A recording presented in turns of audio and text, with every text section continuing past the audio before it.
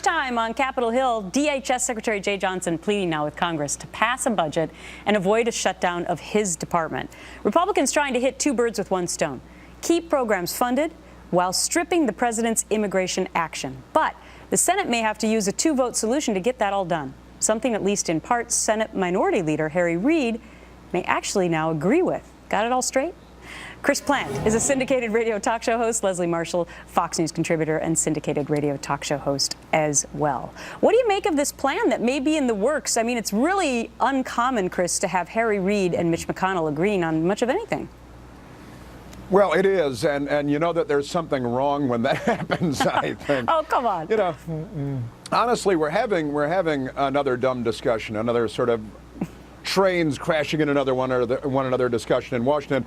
The Republicans, if they could frame the issue, and I don't think they're capable of framing this or any other issue, would be talking about the president's overreach constitutionally in doing what he said he did not have the constitutional authority to do. 22 times the president said that he did not have the constitutional authority to do what he's doing now.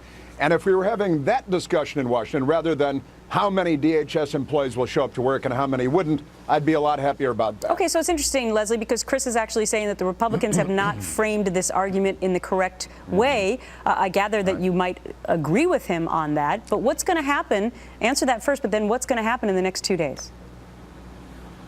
Well, I honestly think this will be an 11th hour compromise, if you will, and not even a compromise. I think Republicans are going to see the light. I mean, you have the current and two former Homeland Security secretaries saying, you know, that even if they don't agree with the president Ophelia's overreach, that you can't defund DHS. You have a threat to the president. You have threats to American malls. We have an increase, it seems, of those on ISIS trolling for young men and women here and throughout the world. And quite frankly, we also have Republicans that I agree with, like McCain, Graham, and Corker, who say, look, this is an issue for the courts. Separate this. Let's have a clean bill. But isn't there a bit of hypocrisy here? Because now, Leslie, just listening to you, now the Democrats are suddenly saying, yeah, now we actually have terror. And at times when we're not talking about DHS funding running out in 2 days, it's hard to sometimes get Democrats on board to feel the same way about ISIS as Republicans do. Chris?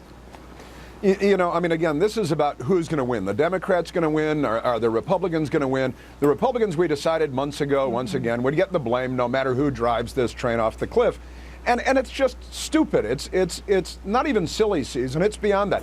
It's dishonest. It's stupid. It's not about what we're discussing. It's really about presidential overreach, constitutional authority, separation of powers between executive and legislative. Okay. And we should be, you know, we should be having that discussion, but we're not. We're going to have the 11th hour. The Republicans will cave, and that'll be it. Oh, okay. Very interesting prediction. All right, Leslie, last word.